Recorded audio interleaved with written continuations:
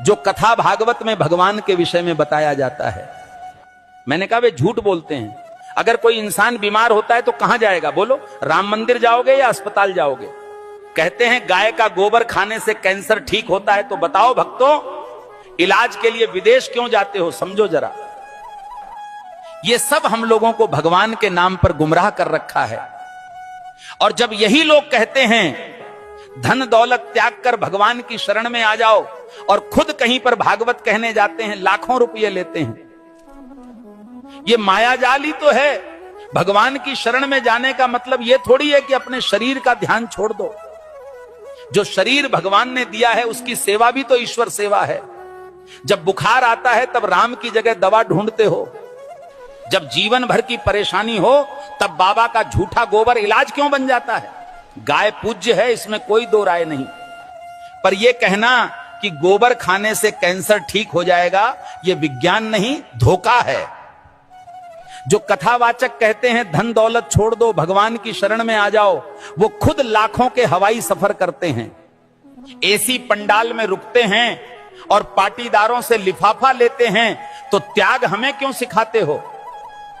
तपस्या की राह हमें क्यों दिखाते हो, जब खुद तुमने उसका कोई अनुसरण नहीं किया? भगवान के नाम पर डर बेचकर जो अपने महल खड़े करते हैं वो संत नहीं, व्यापारी हैं।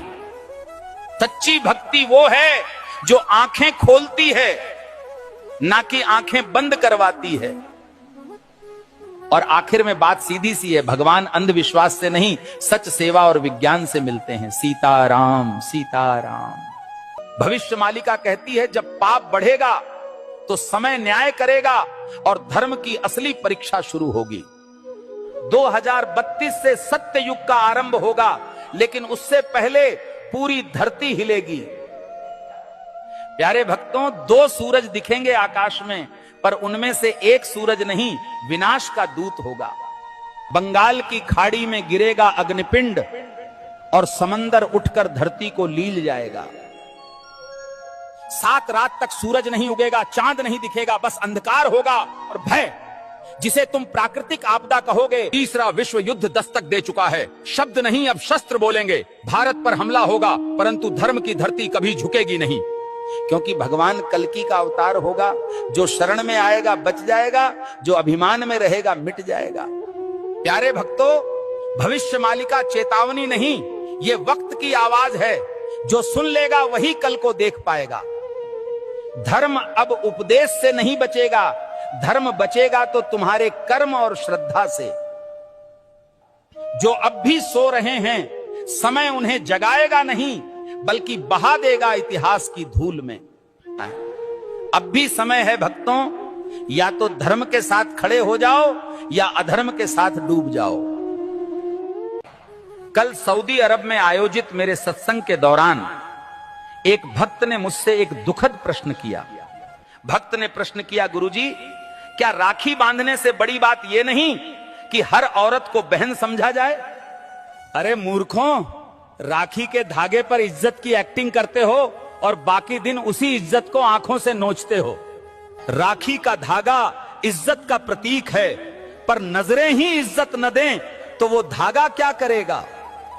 जो आज बहन कह रहे हैं, कल उसी जैसी स्त्री को घूरते हैं। यही विडंबना है।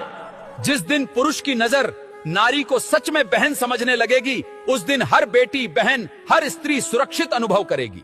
भाई कहे जाने से कोई बड़ा नहीं बनता, उसके विचारों और दृष्टिकोण में सम्मान हो, यही सच्ची मर्दानगी है। राखी की रस्म निभाना सरल है, पर नीयत की सफाई असली परीक्षा है। हे प्रभु, जो स्त्री को देखकर गंदे ख्याल लाता है वो कभी भाई नहीं बन सकता। हर लड़की बहन जैसी लगे, ये सिर्फ कह देने से नहीं होता, जब तक मन से उसे बहन समझा न जाए। राखी कोई ताबीज नहीं है, ये चेतावनी है सोच को पवित्र करने की और नारी को नजर से नहीं सम्मान से देखने की। जिस पुरुष की मर्दानगी किसी नारी की रक्षा न कर सके, वो राखी के धागे का भी हकदार नहीं होता। राम के भक्त हो या डर के गुलाम, शर्म करो। हनुमान जी ने रावण को जला दिया, तुम आंख फड़कने से कांपते हो। अगर आज हनुमान जी को कुछ कहना होता तो वो बोलते, मुझे तुम लोगों को अपना वंशज कहने में शर्म आ रही है। तुम्हारे यहां बड़ी से बड़ी कंपनी का सीईओ भी बिल्ली के रास्ता काटने पर अपना रास्ता बदल लेता है। वो पूछते, अरे तुम सीईओ ही हो ना या चूहे हो? वो बोलते, अरे एक बिल्ली से डर गए, हमने तो रावण को घर में घुसकर मारा था। वो समझाते, तुम विश्वगुरु बनोगे कैसे? 150 करोड़ हो लेकिन सभी डरे हुए हो। वो बताते कि हमने तो सीने में तीर खाकर राक्षसों से लड़ाई की और तुम आंख फड़कते ही डर के बैठ जाते हो। वो तुम्हें औकात में लाकर बताते कि हमने राम सेतु मंत्र मारकर नहीं बनाया, नल नील नाम के 2 इंजीनियरों से बनवाया था। वो तुम्हें जागृत करते हैं कि जो समाज डरा हुआ हो वहां साइंटिस्ट कम और गुलाम ज्यादा पैदा होते हैं। हनुमान कहते हैं, जिस समाज में तर्क मारा जाए, जहां अंधविश्वास राज करे, वहां भक्ति भी गुलाम हो जाती है। क्या तुम वाकई मेरे वंशज हो या फिर बस ट्यूसडे फल चढ़ाने वाले भक्त? भक्ति करो लेकिन विवेक से, क्योंकि हनुमान सिर्फ मंदिरों में नहीं रहते, जहां साहस है वहीं हनुमान है।